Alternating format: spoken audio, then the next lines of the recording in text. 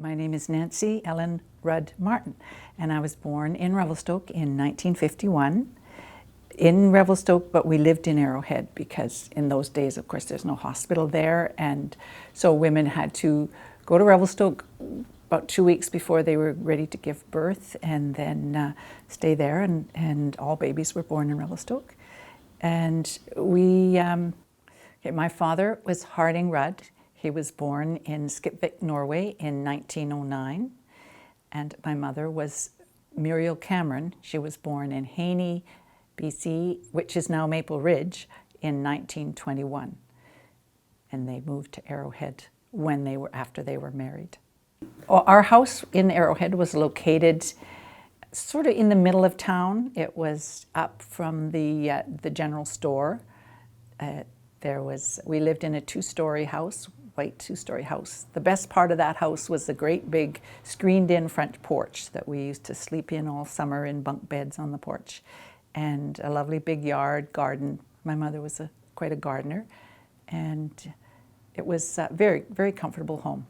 And indoor plumbing. We were one of the families that always had indoor plumbing as long as I could remember, whereas some of the families did not. My father had many different jobs.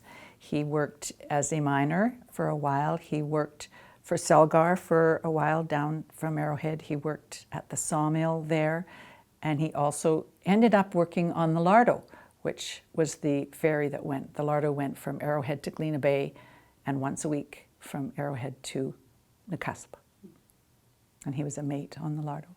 The people that I remember most in Arrowhead would be the Tillin family, which was a large family that just lived up the hill from us. My mother was, Esther Tillin was probably her best friend, and they were very, very close as family. We grew up together, the kids.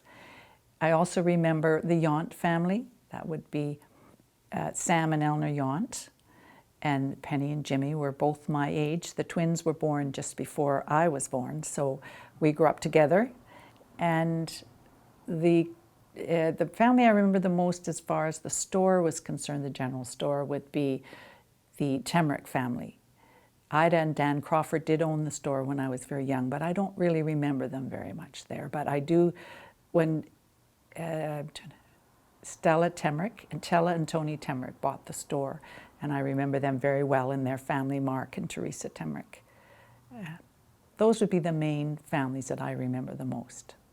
In the community when I was growing up, the services we had would have been the general store, owned by the Temricks by the time I remember it well, and right attached to the store was the little restaurant that was owned by Margaret MacDonald.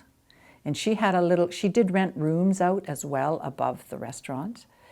And then attached to that was a little post office that was run by one lady that was the postmistress many, many years in Arrowhead. And that was all just on the main street.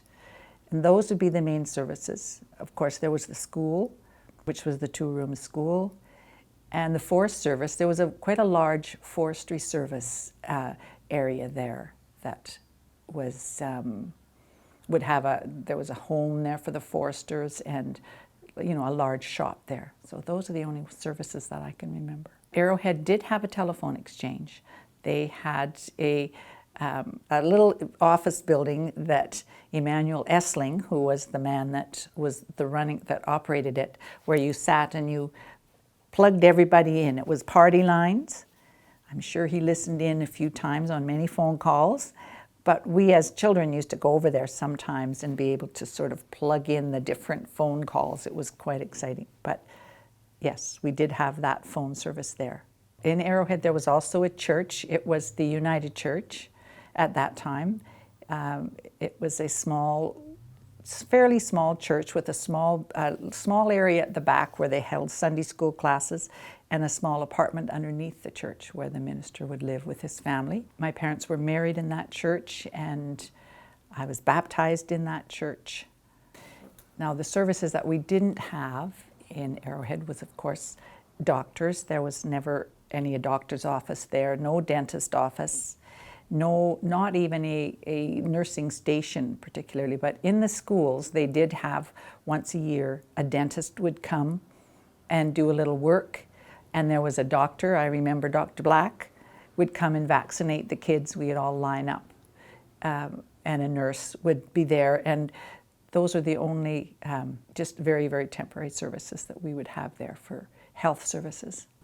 In the Arrowhead School, there were 2 classrooms. One was from grade 1 to grade 4, and one from 5 to 9. And if you were still living there when you reached grade 10, you had to take the bus to Revelstoke, or many of the young people used to board in Revelstoke, even if when the bus wasn't, because very often the bus couldn't run because there was 30 miles of dirt road and 2 ferries to cross. So many of the students would actually board in Revelstoke with friends, families. The school for many years had an outhouse, not indoor plumbing.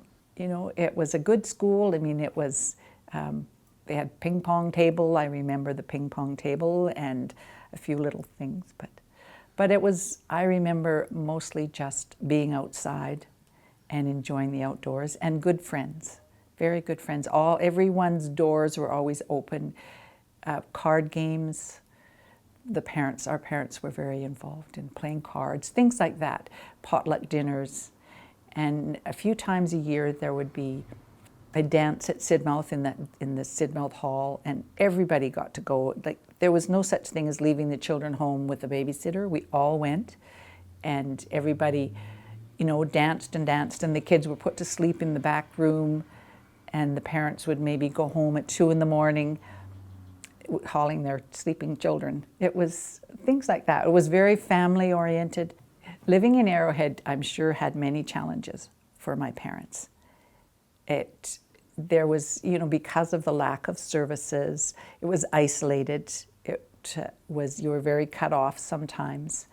However, as a child, I don't remember any challenges at all. It was a good life. We did have to work a lot harder than kids probably do today, like bringing in the wood for the wood stove. Many times we would run out of electricity because our generator, we had just a generator out in a small shack outside the house, and it would break down, and so we'd have no lights. But they were just problems that everybody had. I didn't think of them as a problem because it happened to everyone there. But I'm sure for our parents sometimes, the old wood stove, you know, all the baking you had to do, and waiting for food as well. I'm sure at the general store there was many times when there would be a shortage because there was, the road would be blocked and maybe the ferries were shut down or something, and it's not like you could run to Save On and grab what you need for dinner. So I'm sure they presented challenges to the women, the mums in the Arrowhead, but for us, it was a pretty easy way to live. My family left Arrowhead in 1961.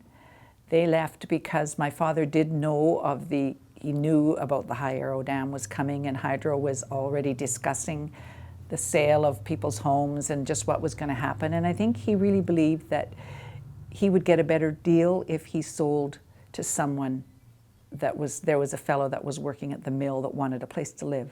So we sold a few years before other people, and he did not sell to Hydro.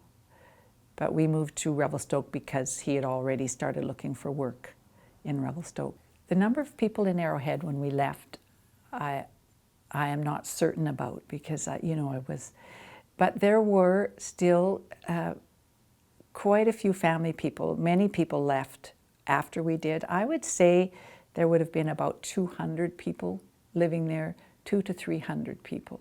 The mill was still operating, so there would have been families living down there that, the ferries were still operating, the Lardo. So I would say there would be about 300.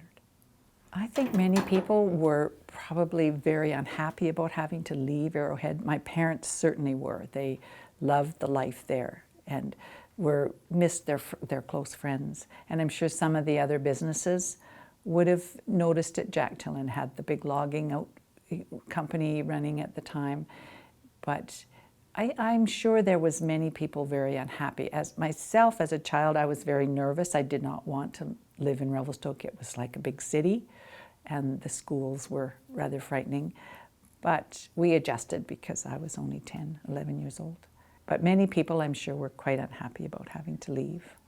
I remember Sam Yount telling the story of being out on he was working the booms out in a tugboat, and he watched his house burn, and it was a very sad day for him.